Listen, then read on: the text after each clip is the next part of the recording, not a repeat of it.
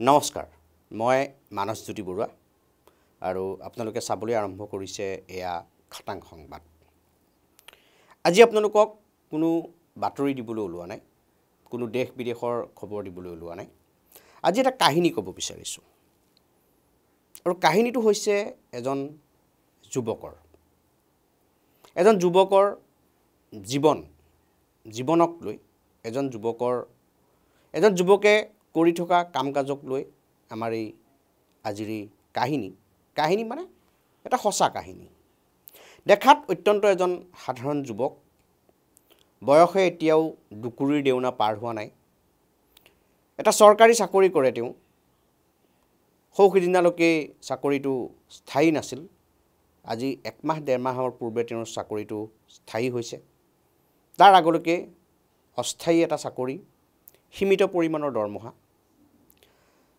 আৰু তাৰ পিছতো সাধাৰণ এই যুৱকজনে তেওঁৰ এই কম দিনৰ ভিতৰতে এক অসাধাৰণতাৰ পৰিচয় দিছে, তেওঁৰ কৰ্মৰে, তেওঁৰ কাম কাজেৰে। কিন্তু কি কৰিছে যুৱকজন ৰাজু মহন্ত, মৰিগাঁও জিলাৰ মৰিগাঁও চহৰৰ 4 নম্বৰ ৱাৰ্ডৰ লঠাবুৰী গাঁৱৰ বাসিন্দা ৰাজু মহন্ত। মই কৈছোঁৱেই, দুকুৰিৰ দেউনা পাৰ নোহোৱা যুৱক ৰাজু মহন্ত। আৰু এই কম সময়তেই ৰাজু মহন্তই যিখিনি কাম কৰিছে সমাজৰ কাৰণে, আমি ভাবোঁ এইখিনি স্বীকৃতিৰ প্ৰয়োজন। আজিকালি বহুত মানুহে সমাজৰ হৈ বহুত কাম কৰি থাকে। কেতিয়াবা এনেকুৱাও আমি দেখা পাওঁ, কেতবোৰ এনেকুৱা মানুহো আমি দেখা পাওঁ, কিবা নহয় কিবা অকণমান কৰে আৰু সেইকণ কৰিয়েই সাংঘাতিক কিবা এটা ৰহস্যত বা সাংঘাতিক কিবা এটা প্ৰভাৱৰ বলত তেওঁ চৰকাৰী বঁটা, বাহন, বিভিন্ন ধৰণৰ অনুষ্ঠানৰ স্বীকৃতি, মানপত্ৰ আদিৰে তেওঁ উপচি পৰে। কিন্তু কেতিয়াবা এনে কেতবোৰ লোক থাকে যিয়ে নিৰলস ধাৰাবাহিকভাৱে সমাজৰ হৈ কাম কৰি গৈ থাকে, কিন্তু তেওঁ কোনো ধৰণৰ চৰকাৰী স্বীকৃতি লাভ নকৰে আৰু তেওঁ তাক লৈ আক্ষেপো নকৰে। তেনে এজন যুৱক কোনোদিন স্বীকৃতি লৈ বাট নাচায়, কোনোদিন কাৰোবাৰ পৰা তেওঁৰ কৰা কামৰ বাবে প্ৰশংসা পাম বুলি বাট নাচায়, নীৰৱে তেওঁ নিজৰ কামখিনি কৰি গৈছে। সেইজন যুৱকেই হৈছে মৰিগাঁৱৰ ৰাজু মহন্ত। এইজনেই ৰাজু মহন্ত, অতি সাধাৰণভাৱে চলা ফুৰা কৰা এজন যুৱক। কিন্তু কিবা এটা আছে ৰাজু মহন্তৰ মনত, সমাজৰ প্ৰতি কৰা, ৰাইজৰ প্ৰতি কিবা এটা কৰাৰ দুৰ্বাৰ হেঁপাহ ৰাজুৰ মনত।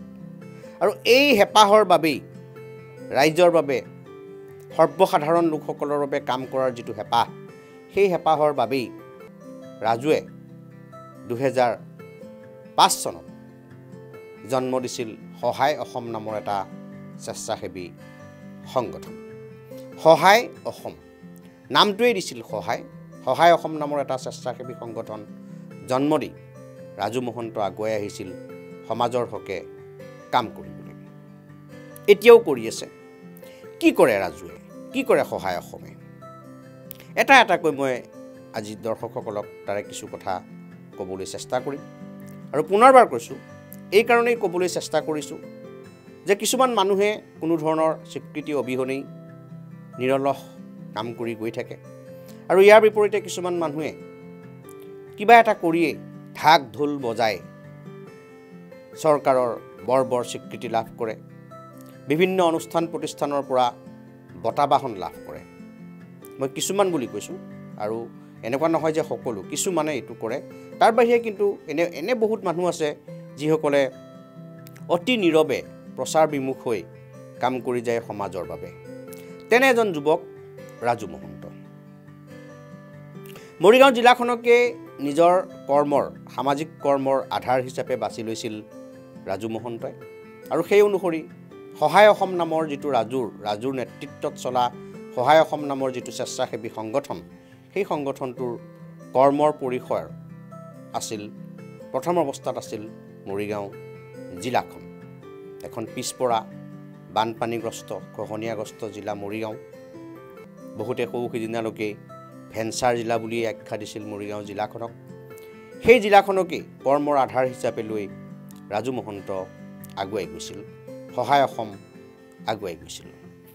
কি কি কৰিছে ৰাজুৱে? এই যে এটা সৰু উদাহৰণ, সৰু সৰু কেইটামান কামৰ পৰা মই ক'ব বিচাৰিছোঁ। আপোনাৰ মোৰ দৃষ্টিত সেইবোৰ হয়তো আমাৰ দৃষ্টিত সেই কথাবোৰ নপৰে, কিন্তু ৰাজুৰ মনত সেই কথাবোৰেই খেলাইছিল। এই যে দীপাৱলী হয়, দেৱালী হয়, দেৱালীৰ সন্ধিয়া আলোকসজ্জা ফটকাৰ সমান্তৰালকৈ হিন্দু মানুহে, অসমীয়া মানুহে ঘৰৰ পদূলিত এজোপা কলগছ পুতি চাকি জ্বলোৱাটো নিয়ম। খুব কম সংখ্যক পৰিয়ালহে আছে যিয়ে হয়তো দীপাৱলীৰ দিনটোত এনেদৰে কলপুলি পুতি চাকি নজ্বলায়। এই কলপুলি পুতি চাকি জ্বলায়, আপুনিও জ্বলায়, আমিও জ্বলাওঁ। কিন্তু আমি কি কৰোঁ? পিছদিনা কলপুলিটো নি খাৱৈত পেলাই দিওঁ বা নহ'লে ক'বা জাবৰৰ দমত পেলাই দিওঁ। এই এনেকৈ কৰি মৰিগাঁও চহৰখনত, ৰাজুৱে প্ৰথম মৰিগাঁও চহৰখনকেই বাছি লৈছিলে। মৰিগাঁও চহৰখনত মানুহৰ ঘৰে ঘৰে দোকান বজাৰ অনুষ্ঠান আদিৰ সন্মুখত দীপাৱলীৰ নিশা যিবোৰ কলপুলি পুতি চাকি জ্বলোৱা হয়, ৰাজু মহন্ত আৰু সহায় অসমে কি কৰে? দেৱালীৰ পিছদিনাই ৰাতিপুৱা এখন 4চকীয়া বাহন লৈ, ট্ৰাক বা টাটা মোবাইল এনেকুৱা ধৰণৰ এখন বাহন লৈ মানুহৰ পদূলিয়ে পদূলিয়ে গৈ আগনিশা চাকি জ্বলাবলৈ ব্যৱহাৰ কৰা কলপুলিবোৰ গাড়ীত তোলে। এনেকৈয়ে কলপুলিবোৰ সংগ্ৰহ কৰি, গোটেই চহৰখনৰ পৰা কলপুলিবোৰ সংগ্ৰহ কৰি ৰাজুৱে লৈ আহে মৰিগাঁৱৰ মায়ঙত থকা পবিতৰা অভয়াৰণ্যলৈ। পবিতৰা অভয়াৰণ্য, কেতিয়াবা যদি পবিতৰা অভয়াৰণ্য বা নহ'লে কেতিয়াবা 37 নং ৰাষ্ট্ৰীয় ঘাইপথৰ দাঁতিত থকা আমচৈ পাহাৰ। তাত আমি সকলোৱে জানো, বনৰীয়াই হওক বা পোহনীয়াই হওক, অভয়াৰণ্যৰে হওক, বহুত হাতী থাকে আৰু কলগছ হ'ল হাতীৰ প্ৰিয় খাদ্য। গতিকে এই কলপুলিসমূহ গাড়ীত বোজাই কৰি আনি ৰাজুৱে সেই হাতীৰ বাবে কেতিয়াবা পবিতৰা অভয়াৰণ্য বা নহ'লে কেতিয়াবা আমচৈ পাহাৰৰ হাতীৰ খাদ্যৰ বাবে যোগান ধৰে। এতিয়া আপুনি ভাবকচোন, এটা সাধাৰণ কথা চাবলৈ গ'লে, সকলোৱে কলপুলি পুতি চাকি জ্বলায়, পিছদিনা কলপুলিবোৰ পেলাই দিয়ে। কিন্তু ৰাজু মহন্তই, সহায় অসমে সেই বস্তুটোকে চিন্তা কৰি যে কলপুলিবোৰ এনেই পেলাই দিয়াতকৈ, নষ্ট হোৱাতকৈ যদি হাতীৰ খাদ্য হিচাপে যোগান ধৰিব পৰা যায়, আৰু সেই চিন্তাৰেই আজি পৰ্যন্ত বিগত প্ৰায় 15-16 বছৰে প্ৰতি বছৰে দীপাৱলীৰ পিছদিনা এনেকৈ কলগছসমূহ সংগ্ৰহ কৰি হাতীৰ খাদ্যৰ বাবে যোগান ধৰি আহিছে ৰাজু আৰু ৰাজুৰ সহায় অসমে। তাৰপিছতে ঠাণ্ডা দিন পৰিলেই ৰাজুৱে এটা কাম কৰে। মৰিগাঁও চহৰত গৃহহীন, আশ্ৰয়হীন, মানসিকভাৱে বিকাৰগ্ৰস্ত যিমান লোক আছে, পুৰুষ মহিলা, সকলোকে আশ্ৰয় প্ৰদান কৰে। একোখন আঁঠুৱা, গাত ল'বলৈ একোখন কম্বল, পিন্ধিবলৈ এটা গৰম কাপোৰ সকলোকে যোগান ধৰে। এই কামটো বাৰু বহুতে কৰে, মই অকল ৰাজু বা সহায় অসমে কৰে বুলি ক'লে ভুল হ'ব। এনেদৰে বস্ত্ৰ বিতৰণ বহুতে কৰে। কিন্তু আজি বহু বছৰ ধৰি ৰাজুৱে প্ৰতিদিনেই কৰি অহা এটা কাম আপুনি শুনিলে আচৰিত হৈ যাব। সেই কামটো হ'ল, মৰিগাঁও চহৰখনত যিমান এনে লোক আছে, কোনোবা মানসিক বিকাৰগ্ৰস্ত, কোনোবা গৃহহীন, কোনোবা আত্মীয়হীন, যিমান লোক আছে সকলোকে প্ৰতিদিনে দুপৰীয়া এসাঁজ ভাত খুৱাই ৰাজু মহন্তই। ৰাজু অৰ্থাৎ সহায় অসমে। আপুনি যদি মৰিগাঁও বিহুতলীলৈ যায়, সদৰ বিহুতলীৰ ফালে যায়, আপুনি দেখিব 12টাৰ পৰা 3 বজাৰ ভিতৰত সহায় অসমৰ কেইজনমান সদস্য আছে। তেওঁলোকে হাতত বাল্টি লৈ, কোনোবাটোৱে বাল্টিত ভাত, কোনোবাটোৱে বাল্টিত দালি, কোনোবাটোৱে চব্জি লৈ, তেওঁলোকে হাতত ডিছপ'জেবল পাত লৈ ঘূৰি ফুৰে বিহুতলীৰ আশে পাশে।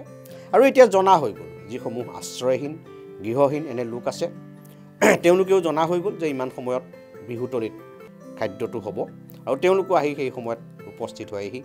আৰু সহায় অসমৰ স্বেচ্ছাসেৱীসকলে, সদস্যসকলে তেওঁলোকক ভাত খুৱায়। এই যে দুপৰীয়াৰ ভাত সাজ খুৱায় সহায় অসমে ৰাজু মহন্তই, সেইটো বহু বছৰ হৈ গ'ল প্ৰতিদিনে দুপৰীয়া এই কামটো সহায় অসমে কৰি আছে। আটাইতকৈ গুৰুত্বপূৰ্ণ এটা সামাজিক কাম কৰিছে সহায় অসমে সেয়া হ'ল আমাৰ সমাজ ব্যৱস্থাত বিশেষকৈ অসমীয়া সমাজ ব্যৱস্থাত গন্ধৰ্ব বিবাহ অৰ্থাৎ পলুৱাই আনি যিটো বিয়া কৰা বুলি কয় পলুৱাই আনি বহুতে সংসাৰ কৰে বহুত যুৱক যুৱতী পলুৱাই আনি সংসাৰ কৰে সাংসাৰিক বান্ধোনত তেওঁলোক মিলি যায় পৰৱৰ্তী সময়ত কেতিয়াবা কি হয় পৰিয়ালৰ সন্মতিৰ অভাৱ কেতিয়াবা সম্প্ৰদায় জাতিৰ ভিন্নতা বা কেতিয়াবা টকা পইচা আৰ্থিক কাৰণত এনেকৈ তেওঁলোকে পলাই আহি বা গোপনে বিবাহ পাশত আবদ্ধ হয় কিন্তু আমাৰ সমাজত এটা নিয়ম আছে যে এনেকৈ বিবাহ হ'লেও এদিন নহয় এদিন তেওঁ আনুষ্ঠানিকভাৱে যি বৈদিক ৰীতি নীতি হোম যজ্ঞ এই ধৰণেৰে কিন্তু তেওঁ বা সেই দাম্পতীহাল বিবাহত বহিবই লাগিব নহ'লে পৰৱৰ্তী সময়ত তেওঁলোকৰ বিভিন্ন পৰিয়ালৰ কাম কাজ শ্ৰাদ্ধ আদি কিবা কিবি বিবাহ চিবাহ যিয়েই নহওক তাত এটা সামাজিক অংশগ্ৰহণত এটা বাধা আহি পৰে গতিকে এনেকুৱা হয় সেইসমূহ দম্পতী যাৰ ল'ৰা ছোৱালী ডাঙৰ দীঘল হয় বা পৰিয়াল বাঢ়ে কিবা হয় তেওঁলোকে আনুষ্ঠানিকভাৱে এখন বিয়া পাতিবলৈ তেওঁলোক সক্ষম নহয় আৰু তাৰ কাৰণে এই ধৰণৰ পৰিয়ালসমূহ বা এই ধৰণৰ স্বামী স্ত্ৰী বিপদত পৰে এই বিপদটোৰ কথা বুজিয়েই সহায় অসমে আজি বিগত কেইটামান বছৰ ধৰি প্ৰতি বছৰে এটা নিৰ্দিষ্ট দিনত এটা কাম কৰে সমজুৱা বিবাহ অনুষ্ঠিত কৰে যে যিমান মৰিগাঁও জিলাখনত যিমান এনেকুৱা পুৰুষ মহিলা স্বামী স্ত্ৰী দম্পতী আছে যিয়ে বৈদিক ৰীতি নীতিৰে বিবাহ পাশত বহা নাই সেই মানুহবিলাকক মাতি আনি সমজুৱাকৈ একেলগে ক'ৰবাত 100 যোৰা কেতিয়াবা 200 যোৰা ক'ৰবাত কেতিয়াবা 300 যোৰা এনেকৈ কৈ লগ লগাই পুৰোহিত আনি এটা ভোজ ভাতৰ ব্যৱস্থা কৰি দৰাক এযোৰ সাজ কইনাৰ বাবে এযোৰ সাজ মিনিমাম এযোৰ সাজ দি বিনামূলীয়া সম্পূৰ্ণ বিনামূলীয়া খৰচত এটা ভোজ ভাত খুৱাই তেওঁলোকক আনুষ্ঠানিকভাৱে বৈদিক ৰীতি নীতিৰে তেওঁলোকৰ যিটো কৰ্ম বিবাহ সেই বিবাহ সম্পন্ন কৰাই দিয়ে আৰু এই এনেকৈ সমজুৱা বিবাহ আজি পৰ্যন্ত সহায় অসম বা ৰাজু মহন্তই প্ৰায় 2200 যোৰা দম্পতীক এনেকৈ সামাজিকভাৱে বৈদিক ৰীতি নীতিৰে বিবাহ সম্পন্ন কৰাই দিছে আৰু আছে বহু কথা কেৱল যে এনেধৰণৰ কামেই কৰিছে সেয়া নহয় বৌদ্ধিক ক্ষেত্ৰখনৰ কাৰণেও বহু কিবা কিবি কাম কৰিছে সহায় অসমে আমি জানো 1942 ভাৰতীয় আন্দোলনৰ শ্বহীদ মৰিগাঁও জিলাৰ 3 গৰাকী শ্বহীদ গুণাভিৰাম বৰদলৈ হেমৰাম পাটৰ তিলক ডেকা এওঁলোকৰ নামত কিবা এটা কৰিব লাগে কি কৰিব লাগে বহুত চিন্তা কৰি প্ৰশাসনৰ সৈতে লাগি যুঁজি সহায় অসমে কি কৰিলে মৰিগাঁও সদৰস্থিত যিখন জিলা চিভিল হস্পিটেল সেই হস্পিটেলখন এওঁলোকৰ নামত নামাকৰণ কৰালে প্ৰতি বছৰে এটা অনুষ্ঠান সহায় অসমে পাতে আৰু সেয়া হ'ল বৈষ্ণৱ পণ্ডিত দয়াল কৃষ্ণ বৰা সোঁৱৰণী বঁটা প্ৰদান অনুষ্ঠান সেই দয়াল কৃষ্ণ বৰাৰ নামত প্ৰতি বছৰে সহায় অসমে একোটা বঁটা প্ৰদান কৰে আৰু সেই বঁটাটো বিশিষ্ট সাহিত্যিক বিশিষ্ট সাংবাদিক বিশিষ্ট লিখক এনে লোকসকলক প্ৰদান কৰি আহিছে যিটো বঁটা এই পৰ্যন্ত বহু লিখক সাহিত্যিক সাংবাদিকৰ লগতে যোৱা বৰ্ষৰ বঁটাটো বিশিষ্ট সাংবাদিক মনোজ কুমাৰ গোস্বামীকো অৰ্পণ কৰিছে সহায় অসমে বৌদ্ধিক ক্ষেত্ৰত আৰু কিবা কিবি কাম কৰিছে সহায় অসমে এখন বিদ্যালয়ও খুলিছিল অসমীয়া মাধ্যমৰ এখন বিদ্যালয় আৰম্ভ কৰিছিল য'ত বিনামূলীয়াকৈ প্ৰাথমিক শিক্ষা দিয়াৰ বিনামূলীয়াকৈ অসমীয়া মাধ্যমৰ প্ৰাথমিক শিক্ষা দিয়াৰ কাৰণে বিদ্যালয়খন খুলিছিল কিন্তু অতি দুখৰ কথা বিদ্যালয় এখন পৰিচালনা কৰি থকাটো ইমান সহজ কথা নহয় গতিকে বিদ্যালয়খন বন্ধ হ'ল কিন্তু বিদ্যালয়খন বন্ধ হ'ল যদিও এখন আলোচনী অসমীয়া এখন বাৰ্তালোচনী সহায় অসমৰ পৃষ্ঠপোষকতাত এতিয়াও প্ৰকাশ হৈ আছে মৰিগাঁও চহৰত প্ৰথমবাৰলৈ লক্ষ্মীনাথ বেজবৰুৱাৰ আবক্ষ মূৰ্তি এটা সহায় অসমে ৰাজু মহন্তৰ নেতৃত্বত সহায় অসমে স্থাপন কৰিছিল আপুনি যদি গুৱাহাটীৰ পৰা উজনিলৈ বুলি মৰিগাঁও নগাঁও ডিব্ৰুগড় অৰ্থাৎ উজনিলৈ বুলি গৈ থাকে তেনেহ'লে কামৰূপ আৰু মৰিগাঁও জিলাৰ সীমান্তত ক্ষেত্ৰীত আপুনি দেখিব যিটো বৰ্ডাৰ দুয়োখন জিলাৰ যিটো আচলতে বৰ্ডাৰ সেই বৰ্ডাৰত দুখন তোৰণ আছে এখন তোৰণ আছে গম্বুজ শৰাইৰ সৈতে গম্বুজ অৰ্থাৎ সেই গম্বুজেই দুয়োখন জিলাৰ যিটো সীমা যে এইখিনিৰ পৰা কামৰূপ জিলা আৰু এইখিনিৰ পৰা মৰিগাঁও জিলা এই যিটো সীমা এই সীমাটো এই গম্বুজকেইটাই আচলতে নিৰ্ধাৰণ কৰে আৰু সেই যিটো তোৰণ যিটো গম্বুজ সেয়াও কৰিছে সহায় অসমে ৰাজু মহন্তৰ নেতৃত্বত এনেকৈ বহুত কিবা কিবি কৰি আছে আৰু এটা আটাইতকৈ মই ভাবোঁ আটাইতকৈ যিটো সেনচিটিভ কাম সহায় অসমে কৰে সেইটো হ'ল মৃতদেহ সৎকাৰ কৰা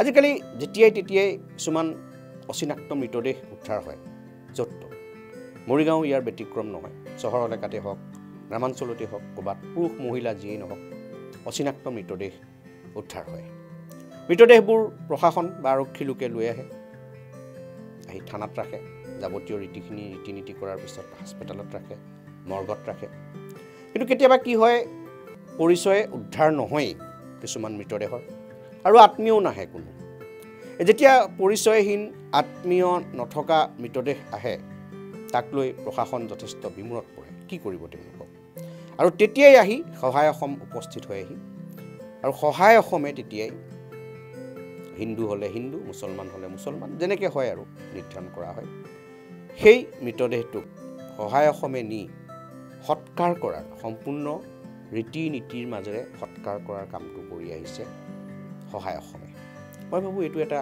সাংঘাতিক সেনচিটিভ কথা এইদৰে অচিনাক্ত মৃতদেহ সৎকাৰ কৰা কামটো সেই কামটো সহায় অসমে কৰি আহিছে আৰু বহু কিবা কিবি কাম কৰি আহিছে সহায় অসমে কৰোনাৰ সময়তো যথেষ্টখিনি ছেক্ৰিফাইচ কৰিছিল সহায় অসম নামৰ এই স্বেচ্ছাসেৱী সংগঠনটোৱে এদিন দুদিন নহয় 7 মাহ পৰ্যন্ত কিছুমান অভাৱগ্ৰস্ত লোকক শ্ৰমিক শ্ৰেণীৰ লোকক সহায় অসমে প্ৰশাসনৰ সহযোগত খাদ্য বিতৰণ কৰিছিল আৰু এনেকুৱা নহয় যে অকল আলু দালি কিবা এনেকুৱাই নহয় প্ৰয়োজন অনুসৰি তেওঁলোকক পুষ্টিকৰ খাদ্য মাছ মঙহ এই ধৰণৰ খাদ্য আজিও তেওঁলোকে এদিন দুদিনৰ কাৰণে নহয় বিভিন্ন সংগঠন বা বিভিন্ন NGOয়ে দেখা যায় যে এদিন দুদিনৰ কাৰণে গৈ ক'ৰবাত খাদ্য বিতৰণ কৰিছিল কৰোনাৰ সময়ত কেমেৰা মাতি লৈ গৈছিল বাতৰি হৈছিল কিন্তু সহায় অসমৰ ক্ষেত্ৰত এইটো নহয় 7 মাহ ধৰি সহায় অসমে এইটো কণ্টিনিউ কৰিছিল আৰু খাদ্য বিতৰণ কৰিছিল গতিকে এনেকৈ সহায় অসম নামৰ ৰাজু মহন্তৰ নেতৃত্বত চলি থকা যিটো স্বেচ্ছাসেৱী সংগঠন সেই সংগঠনটোৱে সমাজৰ কাম কৰি আহিছে দুৰ্নীতিৰ বিৰুদ্ধেও যথেষ্ট কঠোৰ কাৰণ ৰাজু মহন্ত নামৰ যুৱকজন এই যিজন যুৱক তেওঁ আৰম্ভণিতে এজন RTI এক্টিভিষ্ট আছিল RTI কৰিছিল তেওঁ ৰাজু মহন্তই কৰা RTI বহুকেইটা অসমৰ ডাঙৰ ডাঙৰ দুৰ্নীতি ৰাজু মহন্তৰ RTIৰ পৰা সংবাদ মাধ্যমত প্ৰচাৰ হৈছিল বা পোহৰলৈ আহিছিল আনকি স্বাস্থ্য বিভাগৰ এটা RTIৰ উত্তৰ ৰাজু মহন্তৰ যি উত্তৰৰ ফলত বা যি কথাটো পোহৰলৈ অহাৰ ফলত 30 জনতকৈও অধিক স্বাস্থ্য বিভাগৰ কৰ্মচাৰী অনিয়মেৰে নিযুক্তি পোৱা কৰ্মচাৰী চাকৰিৰ পৰা বৰ্খাস্ত হ'ব লগা হৈছিল আৰু এনেকুৱা হৈছিল যে চৰকাৰে স্পষ্টীকৰণ দিবলৈ বাধ্য হৈছিল তেনেকুৱা ধৰণৰ বাতৰিও ৰাজু মহন্তৰ RTIৰ পৰা হৈছিল গতিকে এই ধৰণৰ সকলো ক্ষেত্ৰতে কেইবাখনো গ্ৰন্থ এতিয়ালৈকে সহায় অসমে ৰাজু মহন্তৰ নেতৃত্বৰ সহায় অসমে কেইবাখনো আপুৰুগীয়া গ্ৰন্থ এতিয়ালৈকে প্ৰকাশ কৰি উলিয়াইছে এয়া বীৰ লাচিতৰ ওপৰতেই হওক বা মহাপুৰুষ শ্ৰীমন্ত শংকৰদেৱ গুৰুজনাৰ ওপৰতেই হওক এনেকুৱা বহুকেইখন মূল্যৱান গ্ৰন্থ সহায় অসমে এতিয়ালৈকে প্ৰকাশ কৰি উলিয়াইছে আৰু এই গোটেই সহায় অসমৰ যি মূল চালিকা শক্তি সেয়া হৈছে এইজনেই ৰাজু মহন্ত মৰিগাঁৱৰ এজন অতি সাধাৰণ যুৱক বহুতৰ হয়তো মনলৈ প্ৰশ্ন আহিব পাৰে যে কিয় এনেকৈ ৰাজু মহন্তক আচলতে হঠাৎ এনেকৈ কৰা হ'ল। কথাটো এইটোৱেই যে আমি আচলতে সকলো মানুহকে যিসকলে নিস্বাৰ্থভাৱে সমাজৰ হৈ কাম কৰি আছে তেনেকুৱা প্ৰতিজন ব্যক্তিক আমি আচলতে আগুৱাই আনিব লাগে, তেওঁলোকে প্ৰেৰণা পাব লাগে। আপোনালোকৰ এটা স্বীকৃতি, আপোনালোকৰ এটা প্ৰশংসা, আপোনালোকৰ এটা শুভেচ্ছা বাণীয়ে তেওঁক আগুৱাই যোৱাত আৰু সহায় কৰিব। গতিকে সেই উদ্দেশ্যেৰে আমি সহায় অসমৰ মৰিগাঁৱৰ এই সাধাৰণ যুৱকজন ৰাজু মহন্তক আজি আমি এই প্ৰতিবেদনৰ জৰিয়তে আপোনালোকক চিনাকি কৰি দিলোঁ। আৰু কেৱল ৰাজু মহন্তই নহয়, আপোনালোকৰ চকুতো যদি তেনেকুৱা কোনো যুৱক যুৱতী পুৰুষ মহিলা আছে যিয়ে নিস্বাৰ্থভাৱে সমাজৰ কাম কৰি গৈছে কিন্তু কোনো ধৰণৰ স্বীকৃতি আজিলৈকে পোৱা নাই, স্বীকৃতিৰ পৰা বঞ্চিত বা বহুতে অৱশ্যে স্বীকৃতি নিবিচাৰেও, সিও এটা বেলেগ কথা, এনেকুৱা যদি থাকে নিশ্চয়কৈ আপোনালোকে আমাৰ লগত যোগাযোগ কৰিব আৰু আমি তেওঁলোকক ৰাইজৰ সৈতে চিনাকি কৰাই দি অকণমান আগুৱাই যোৱাত আমিও যদি কিঞ্চিত সহায় কৰিব পাৰোঁ তাৰ কাৰণে আমি চেষ্টা কৰিম। ধন্যবাদ। চাই থাকিব খাটাং সংবাদ।